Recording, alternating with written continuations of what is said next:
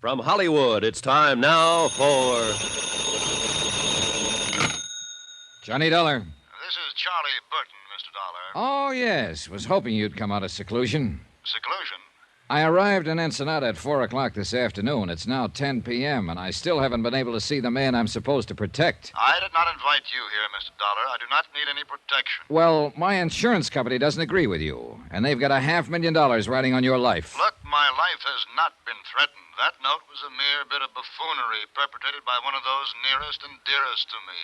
One of those to whom I have unstintingly devoted my Oh, entire... knock it off, Burton. I know the good old lovable Charlie legend, and I've seen your TV show. Well, naturally. Look, are you going to talk to me, or do I wire my company to cancel your policy and notify your sponsor that you've refused to cooperate with us? Mr. Dollar, you may come down to my room in 10 minutes. I'll be there in an hour, Burton. You wait on me for a change.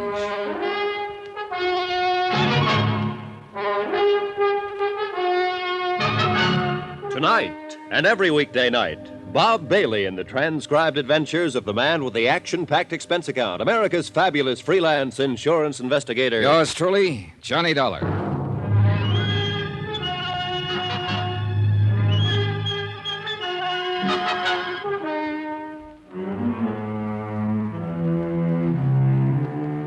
From Special Investigator Johnny Dollar, location Ensenada, Mexico.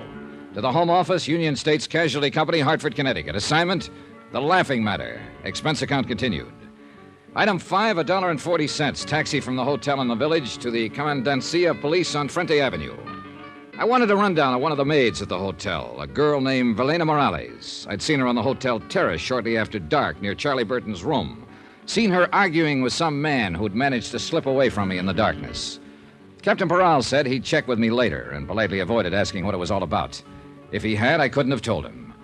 The Charlie Burton comedy show was on location at Ensenada, Mexico, and Frank Maltz, the producer, had frantically phoned Hartford and claimed Burton's life had been threatened.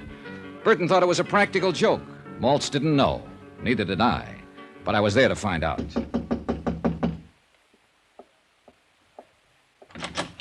Hiya. You are Mr. John Dollar, I assume. You couldn't assume any corrector. Mind if I come in? By all means, do. Thanks. I am Charles Burton, Mr. Dollar. Yeah, I know. I've seen your face in a number of saloons. I beg your pardon? Oh, on their television sets. Oh, yes, of course. Well, sit down, Mr. Dollar. I just did. Yes, so I noticed. Well, I don't imagine you'll be here long enough for me to have something sent up from there. Oh, I'm sure I will. I'll have scotch on the rocks. Double. I see. Room service, please. This is Mr. Burton in Suite D. Please send up one scotch on the rocks. Double. Make it double. Oh, just a moment, please. By the way, Mr. Dollar, what is your room number? I can't seem to remember it at the moment. Why don't you just charge it to yours and then bill me for it later? If you think you're... Room service, cancel that order. Yes, I said cancel it. I will not tolerate this high-handed attitude from a hireling, sir. But not your hireling, Burton. Now, let's get a few things straight right now. From what I've heard about you up to now, I don't like you. And when I get to know you better, you like it or not. And I certainly do not. And there's nothing you can do about it. Oh. Try throwing your weight around with the insurance company, and they'll cancel your policy. And if that happens, you'll have sponsor trouble right up to your neck. If you think you can I think you're not intimidate- going to let it happen, Burton. You can't afford to. So cut out the kidding and let's get on with it. You know, I like you, Dollar. You're so uninhibited. I'm going to buy you that... Nope, sorry. Why not? I didn't want it in the first place. It was only a way to get your goat break down that phony guard. But have one yourself, though. Now, drinking is not one of my vices. Oh, so that explains it. Explains what? It wasn't one of Hitler's vices, either. You're so delightfully insulting, you know. One can hardly take offense. Too bad. I'd hope for better results. Would you mind telling me just who exactly is responsible for this prejudiced opinion you have of me? Well, as I remember, it was fairly unanimous. As I know, you talked to Frank Maltz. Maltz, of course, is bitter because he hasn't been given complete control of my show. Or any control, the way I hear it. As long as it's the Charlie Burton show, Mr. Dollar, Charlie Burton intends to run it. Only the gods are immortal. Isn't that what the murder threat said? I'll get to that. Then there's Gloria Dale, my leading lady. Dear Gloria. I suppose she told you I've treated her very badly. Practically forced her to sign a contract that pays her several $1,000s a week. A hideous fate, actually. It could be. And Al Schreiber? Did he mention the fact that I took him out of a 40-a-week burlesque house and taught him the subtleties of high-class, big-time comedy? Things that I had spent a lifetime perfecting. Look, Burton, if you're trying to convince me of your fine, sterling character, forget it. It's irrelevant. I'm here because... You're here because of that note, and that's exactly what I'm getting at. You think it was written by one of those three people, don't you? Right. Well, I agree with you. But you also take the threat seriously. I don't. Why not?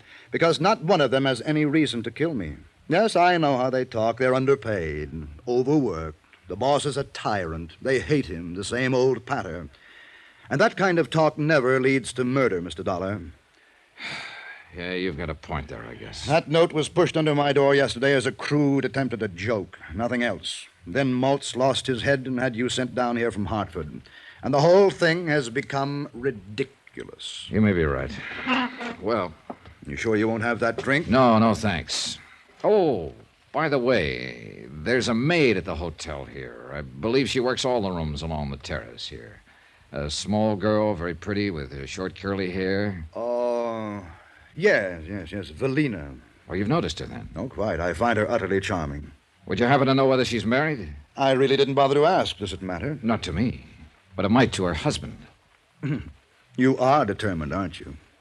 There must be some reason why you're so scared. Scared? You do have a preposterous imagination. Good night, Mr. Dollar. It wasn't my imagination. Burton was scared, or worried, or upset. At any rate, something was bothering him. But at the moment, he was covering up for some reason, and there was nothing more I could do to push him. So I gave up for the time being and went back to my room. But I wasn't ready for sleep, and the terrace outside my windows lying empty in the moonlight seemed inviting. And even more so, the sound of breakers 100 yards beyond.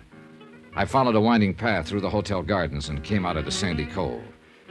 And there I found her, Gloria Dale, sitting on the sea-worn rocks by the water's edge, with a bottle beside her, getting quietly drunk. You've discovered my guilty secret, Mr. Dollar, and I've only got one glass. It's that or the bottle. I'll share the glass with you, if it's all right. Sure. There you are. Thanks. Here's to the moon, people. They seem real close tonight, don't they? Yeah, they'll be dancing out there on the water by midnight. I think you're as crazy as I am. Crazier. You're not even in the same league. I'm glad you came. I go sort of nuts on moonlit nights by myself. Hey, what happened to Al? Weren't you two together? I sent him off to bed. He gets a little wearing sometimes. He's real gone on you, isn't he? I guess so. And you? He's a good guy. I like him a lot. He's fine, but... But no click, huh? No click. Here's to better clicks. Hey, easy, kid. You're drinking it straight, you know. Help yourself. What are you trying to do to yourself, Gloria? Learn to forget. Forget the emptiness, the hollowness. There's nothing in me anymore. Except the hate, of course. There's plenty of hate. For Charlie Burton? For Charlie Burton. Do you hate him enough to kill him? You've always got your eye on the ball, haven't you, Mr. Dollar? More or less. Would you like to tell me about this emptiness? No, I don't think so. All right. Why not, though? It's the edge of the land and the edge of the sea. And you're from the moon, and you'll go back there at dawn. So why not? Here's to the moon. It makes people crazy. Hey, save half of that one for me. Oh, sure. Here you are. Yeah, just leave it there. So? Well, a year ago, my contract was up. And I was leaving the show. And I was about to be married. Jerry, his name was. And he's the only man I ever really loved. Uh-huh. Burton was furious. Said I was letting him down. I was ungrateful. But he couldn't stop me because my contract was up. And one morning I got a note from Jerry. Special delivery. We were through, it said. Why? No explanation. Just a cold, vicious note. That same morning, Jerry left town with a friend. Chartered a plane and went to Canada on a hunting trip. And you didn't find out the reason for it? Later, yes. At the time, I was hurt. I was terribly hurt. I signed a new contract and went on working. Months later, I got the story roundabout. What was it? A private detective, one of the crooked ones, had gone to Jerry with a complete report about me, supposedly. My private life, field reports, affidavits, statements, even photographs. A fake, the whole thing. But it convinced Jerry. You know who was behind it? I can guess. Sure. Good old, lovable Charlie Burton. He wanted to make sure I'd sign that contract. But when you did find out, why didn't you go to Jerry? I wish I could have. That hunting trip, the plane, it crashed. Jerry never came back. He was killed. That's crazy, huh? Oh, no, easy, sweet. Do I hate Charlie Burton enough to kill him? That's what you asked me, wasn't it? Sure, I hate him enough. 1,000 times enough. Only I haven't got the nerve. So what do? I drink. Gloria. The hotel. Help me get back there. Please, Johnny. Will you take me home? Love and hate, and the Black Sea Rocks, and a lunatic's moon at midnight. And no help on this earth for a wounded heart but time itself. A tide was rising now, and rising fast. And hidden by the darkness, a wave curled and broke. And time ran out. I lunged out of bed and fumbled in the blackness for my robe and slippers and gun. Yeah, who is it? Charlie Burton. Open up, hurry. Dollar, you've got to protect me. Somebody took a shot at me through my window from the terrace. Oh, it was probably just a crude, practical joke. Joke! Joke! This is no laughing matter. Don't you understand, Dollar? Somebody's out to kill me.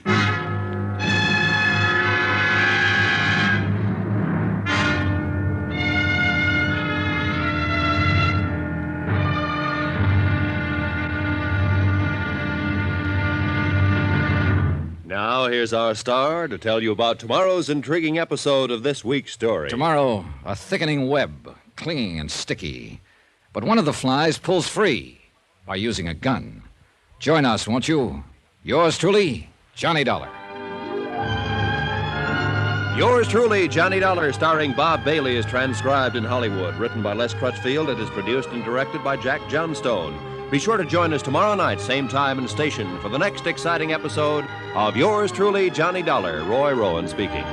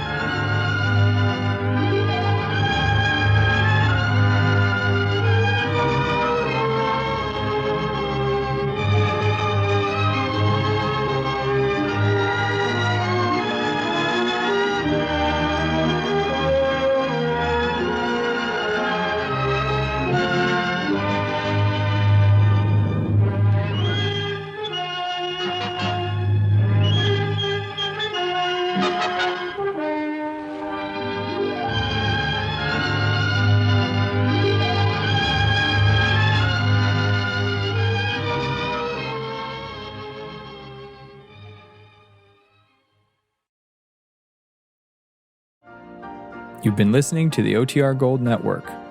Find more classic radio at otrgold.com.